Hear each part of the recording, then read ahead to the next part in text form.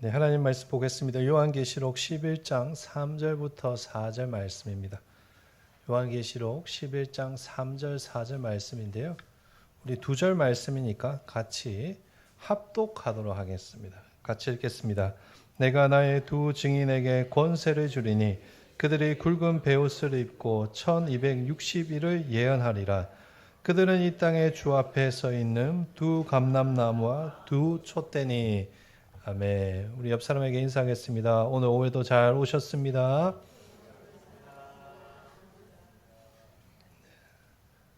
네, 오늘 오후 예배 설교 제목은 무엇입니까? 두 증인입니다. 왜 설교의 제목을 두 증인이야 하였는가 하면 오늘 본문에서 중심적으로 다루고 있는 인물이 두 증인이기 때문입니다. 3절부터 보시면 하나님께서 두 증인에게 권세를 주셨다라고 되어 있는데 이 두 증인과 관련된 이야기가 계시록 11장 3절부터 시작해서 13절까지 7번째 나팔 심판 바로 전까지의 내용입니다. 그러면 이 두 증인은 누구이고 또 이 두 증인에 대해서 말하는 내용은 무엇에 관한 내용이고 또 이 두 증인은 어떻게 해석해야 될까요? 오늘은 시간 관계상 3절부터 13절을 다 살펴볼 수는 없고 3절과 4절 말씀만 살펴보도록 하겠습니다. 일단은 오늘 본문의 메시지를 중심적으로 살펴보기 전에 이 두 증인이 누구인가에 대해서 먼저 생각해 보고자 합니다. 이 두 증인에 대해서는 사실 신학자들 사이에 견해가 많이 있는데 여러 가지 견해들이 있는데 특히 신학자들 중에서는 이 두 증인들이 구체적인 인물을 가리키는 것이라고 주장하는 사람들이 있습니다. 예를 들어서 어떤 학자들은 이 두 증인이 구약 시대의 특정한 인물이라고 생각하는 분들이 있습니다. 이 두 증인이 구약의 율법을 대표하는 모세와 또 선지자를 대표하는 엘리야다라고 주장하거나 또 성경 인물 중에서 유일하게 죽지 않고 하늘로 승천한 누구죠? 에녹과 엘리야라고 주장하는 사람도 있습니다. 두 증인이 구약 시대의 인물이라고 생각했다면 이번에는 반대로 이 두 증인이 신약 시대의 인물이라고 생각하시는 분들이 있습니다. 그러한 입장들의 시간 관계상 여기서는 다 다룰 수는 없지만 예를 들어서 이 두 증인이 신약 시대 사도의 양대 기둥인 베드로와 바울을 가리킨다고 주장하는 분들이 있습니다. 왜냐하면 베드로는 유대인의 대표이고 바울은 이방인의 대표이기 때문입니다. 그러나 대부분의 신학자들은 이 두 증인이 직접적으로 사람을 가리키는 것이라고 해석하지는 않습니다. 가장 많이 우리가 받아들이는 견해가 무엇인가 하면 이 두 증인이 신앙 공동체, 즉 교회를 가리킨다라는 주장입니다. 왜냐하면 11장 3절 바로 뒤에 4절에 독특한 표현을 통해서 그것을 파악할 수 있기 때문입니다. 4절 말씀을 보시면 이렇게 적혀 있습니다. 그들은 이 땅의 주 앞에 서 있는 두 감람나무와 두 촛대다. 두 증인에 대해서 이들은 주 앞에 서 있는 두 감람나무와 두 촛대라고 요한이 직접 해석을 하고 있습니다. 그러니까 내 생각을 넣어서 억지로 해석하지 말고 문맥의 흐름을 따라서 4절에 나온 감람나무와 촛대가 무엇인지를 바르게 파악하면 이 두 증인이 무엇을 가리키는지를 파악할 수 있다는 것입니다. 그렇다면 감람나무와 촛대는 무엇일까요? 여기서는 순서를 바꿔서 촛대부터 먼저 보겠습니다. 촛대, 계시록에 몇 번 언급되나 하면 총 7번 언급됩니다. 아마도 어떤 분들은 촛대 하면 계시록 1장에서 요한이 보았던 환상이 바로 생각나실 수도 있습니다. 우리가 계시록 1장에서 살펴보았던 것처럼 요한이 환상 중에 예수님을 만나는데 그때 예수님이 어디에 서 계셨습니까? 7 촛대 사이에 서 계신다라고 기록되어 있습니다. 흥미로운 것은 이때 예수님께서 친히 요한에게 이 7 촛대가 무엇을 의미하는지를 알려주시는 것이죠. 계시록 1장 20절 말씀인데요. 우리 같이 한번 읽어보겠습니다. 네가 본 것은 내 오른손에 7 교회의 사자로 7 촛대는 7 교회니라. 7 촛대는 무엇을 의미합니까? 7 교회를 의미합니다. 그러니까 촛대는 무엇을 의미하는 것입니까? 교회를 의미하는 것입니다. 그런데 문제는 오늘 본문에는 두 촛대라고 되어 있는 것이죠. 맞죠? 그러면 촛대가 교회라고 했으니까 목사님 두 개의 교회를 의미하는 것이 되는 것입니까? 이렇게 생각하실 수 있을 것입니다. 그런 것은 아닙니다. 여기서 둘이라는 표현이 사용된 것은 교회의 증인됨을 강조하기 위해서 쓰이는 표현입니다. 성경에서 숫자 2는 둘은 때로 증인의 수로 자주 사용됩니다. 예를 들어서 율법에서 한 사람의 증인만으로는 증거의 효력이 없습니다. 최소 몇 사람 이상의 증인이 있어야 된다고 율법이 이야기합니까? 두 사람 이상의 증인이 있을 때 그것을 증거로 채택하는 것입니다. 그러니까 숫자 2는 인정받은 증인을 의미하는 것이고, 따라서 여기 등장하는 두 촛대는 단순히 교회가 두 개라는 그런 말이 아니라 하나님께서 증인으로서 인정하시는 교회를 의미한다라고 할 수 있습니다. 그래서 바로 뒤에 12장 넘어가 보실까요? 계시록 12장 17절 말씀에 보시면 교회에 대해서 이렇게 적혀 있습니다. 용이 여자에게 분노하여 돌아가서 그 여자의 남은 자손 곧 하나님의 계명을 지키며 예수의 증거를 가진 자들과 더불어 싸우려고 바다 모래 위에 서 있더라. 여기 보시면 여자의 남은 자손이 등장하지 않습니까? 이것이 교회를 가리키는 것인데 어떤 증거를 가졌다라고 기록되어 있습니까? 예수의 증거를 가졌습니다. 따라서 정리하자면 오늘 본문에 나오는 두 촛대는 어떤 교회인가? 예수의 증거를 가진 교회입니다. 두 촛대가 교회인 것처럼 4절에 나오는 감람나무 역시 교회를 의미합니다. 이 부분을 이해하기 위해서 우리가 스가랴 4장을 한번 살펴볼 필요가 있는데요. 스가랴 4장 11절부터 14절 말씀 우리 한 절씩 교독하겠습니다.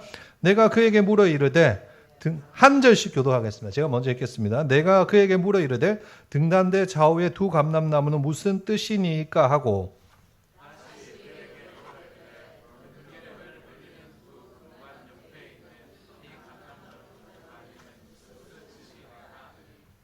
그가 내게 대답하여 이르되 내가 이것이 무엇인지 알지 못하느냐 하는지라 내가 대답하되 내 주여 알지 못하나이다 하니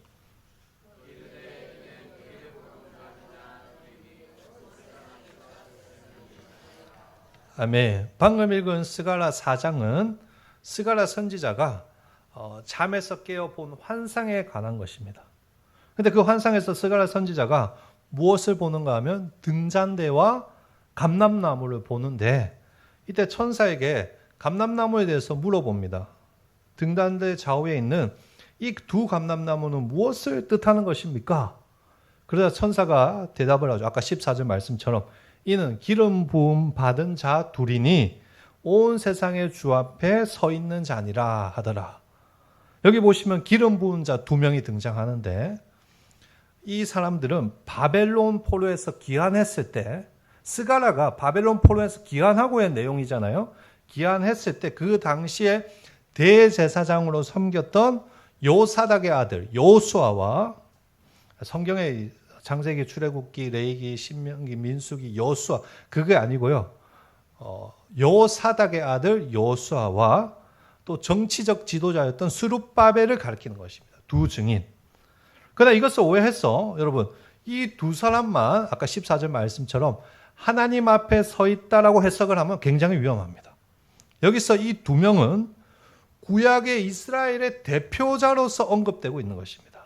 우리가 이번에 한국에서 경주에서 에이펙 하지 않습니까? 막 계속 광고 나오죠. 그때 각 나라의 지도자들이 우리나라를 방문합니다. 그런데 이 지도자들이 사적으로 참여하는 것이 아니잖아요. 누구를 대표해서 에이펙에 참여하는 것입니까? 국민을 대표해서 그 나라의 국민을 대표해서 참여하는 것입니다. 마찬가지로 오늘 두 감람나무인 여호수아 대제사장 여호수아와 지도자 스룹바벨은 여기서 개인으로 언급되지만 사실은 누구를 가리키는 것인가 하면 하나님이 선택한 이스라엘 전체를 가리키는 것입니다.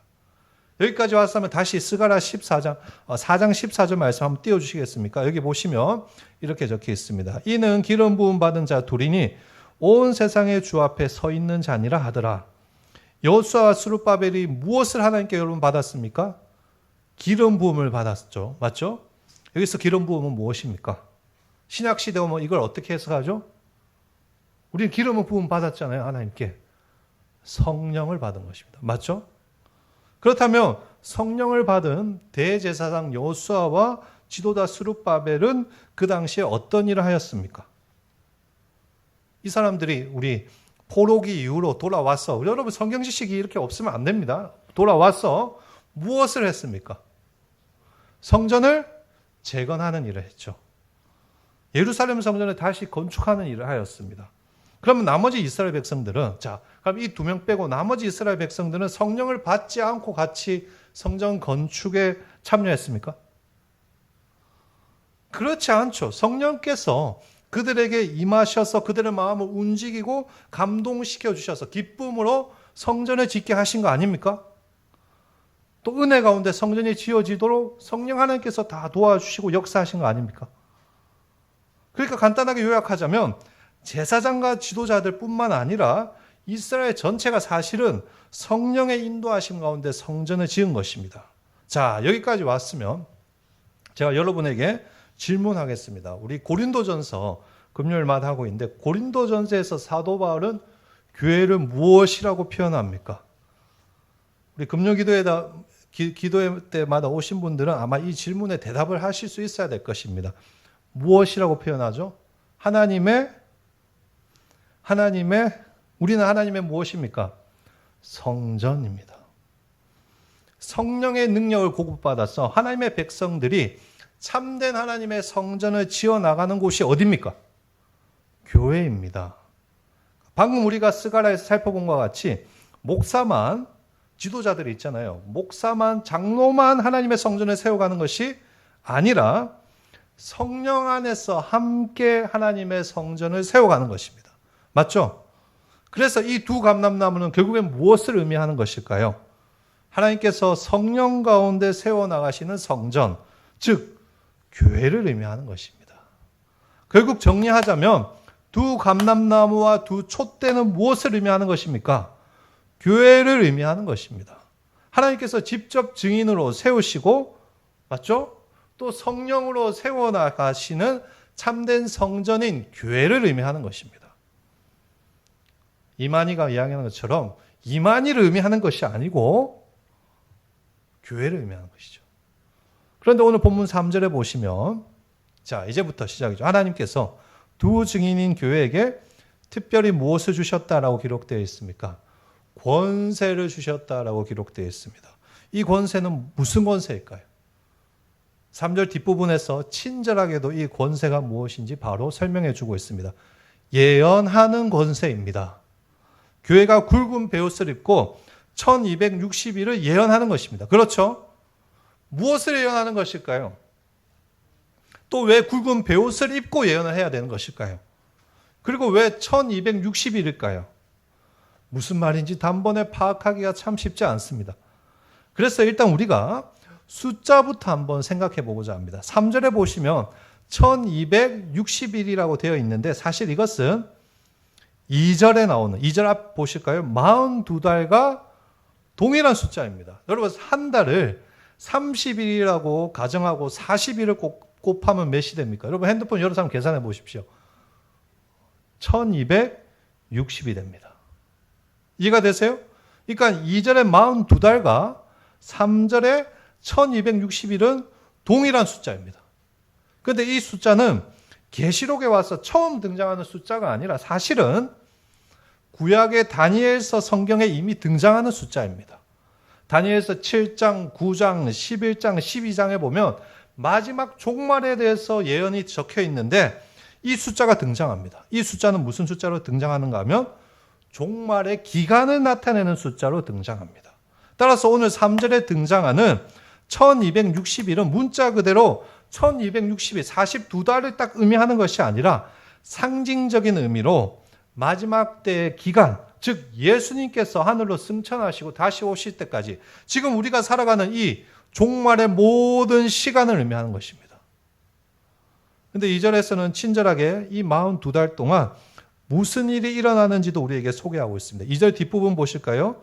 이렇게 적혀 있죠. 그들이 거룩한 성을 42달 동안 짓밟으리라. 여기서 그들은 누구입니까, 여러분? 이방인들이죠, 여러분. 이방인들. 그리고 거룩한 성은 누구입니까? 우리가 지난번에 살펴본 것과 같이 교회입니다. 그러니까 2절 뒷부분의 내용은 무슨 말을 하는 것이죠? 이방인들, 즉 세상의 악한 세력과 불신자들이 주님 다시 오실 때까지 교회를 어떻게 하는 거죠? 짓밟는다는 것입니다. 여러분. 예수님이 승천하시고 다시 오실 때까지 이방인들이 이 교회를 평화롭게 가만히 두지 않는다는 그 말을 하는 것입니다. 어떻게 하죠? 괴롭히고 핍박하는 것입니다. 즉 오늘 본문에 등장하는 42달 이 기간은 무엇을 의미하는가? 주님이 다시 오실 때까지 교회에게 주어진 시간을 의미하는데 평화의 시간이 아니라 무슨 시간이라고요? 고난의 시간이라는 것입니다. 그때까지 교회는 무엇을 하죠? 예언을 합니다. 맞죠? 예언을 한다고 하니까 흔히 미래에 일어날 일을 점쟁이처럼 알려주는 것이라고 생각하는데 이 표현이 참 재밌습니다. 여기서 예언한다는 것은 그런 뜻이 아닙니다. 이제부터 집중하십시오. 3절에 예언하다라는 이 헬라어가 프로페투오라는 헬라어인데 이것은 구약의 히브리어 동사 나바를 헬라어로 해석한 것입니다. 이 나바가 히브리어로 무슨 뜻인가 하면 하나님의 말씀을 맡았다라는 뜻입니다. 그래서 히브리어에서 선지자를 뭐라고 하시는지 아십니까? 나비라고 하는 것입니다. 하나님의 말씀을 맡은 자라는 것입니다. 그래서 나바, 하나님의 말씀을 맡았다는 동사가 뭐가 되는 거죠? 선지자, 나비가 되는 것입니다. 재밌지 않습니까? 하나님께 말씀을 받아 하나님의 하실 일을 선포하고 점쟁이처럼 미래 일을 막 꿈꾸고 막 선포하는 게 아니고 하나님께 받은 말씀만 선포하고 그 말씀대로 백성들을 가리키는 것입니다. 그것이 선지자입니다. 마찬가지로 오늘 3절에서 교회가 42달 동안 예언을 한다는 것은 자, 우리 박수 한번 칠까요? 박수 한번 시작. 자, 우리 옆 사람 어깨 한번 주물러 줍시다. 네, 잠에서 깨어납시다. 제가 열심히 설교를 준비했는데, 네. 지금 설교에 깊이가 있지 않으십니까? 네, 여러분 잘 들으셔야 됩니다. 네. 마찬가지로 오늘 3절에서 교회가 42달 동안 예언을 한다는 것은 교회가 마지막 때 일어날 신비한 일들을 막 예언한다는 것을 의미하는 것이 아니라 마지막 때 하나님의 말씀을 맡아서 바르게 선포하고 가르친다는 것입니다. 예수님이 유일한 구세주시고 예수를 거부할 때 영원한 지옥 형벌이 있음을 가르치는 것이고 또 하나님의 은혜로 우리가 구원을 받았고 하나님의 백성답게 살아야 된다는 것을 가르치는 것입니다. 그것이 주님이 다시 오실 때까지 종말의 이 시기 가운데 교회가 담당해야 될 역할입니다. 그런 점에서 3절에 보시면 굵은 배가 등장할 수밖에 없는 것입니다. 굵은 배옷은 성경에서 어떠한 의미로 자주 등장합니까? 슬픈 일을 당하거나 하나님께 회개할 때 등장하죠. 하나님의 말씀을 맡은 교회가 맞죠? 예언하는 교회, 하나님의 말씀을 맡은 교회가 왜 굵은 배옷을 입어야 합니까? 가장 먼저 고난의 마지막 시대 가운데 말씀 붙들고 살아가야 되기 때문에 그런 것입니다, 여러분. 말씀대로 사는 것이 여러분 쉽습니까?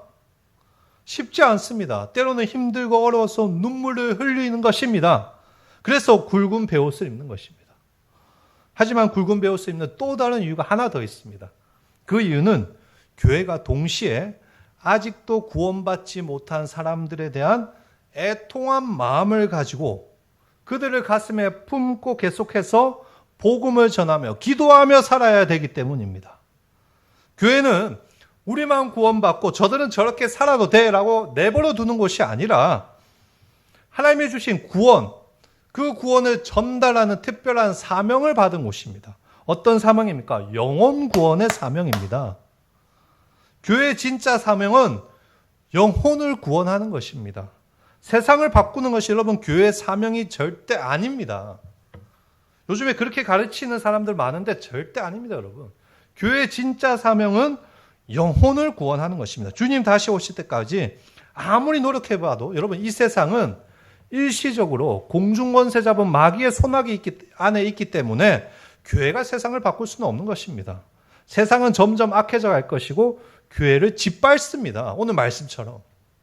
중요한 것은 교회가 그런 상황 가운데서도 굵은 베옷을 입고, 즉 아직도 구원받지 못한 자들을 위해서 애통한 마음을 품고 말씀의 사명을 잘 감당하여서 영혼을 구원하는 것입니다. 교회의 궁극적인 사명은 영혼을 구원하는 것입니다.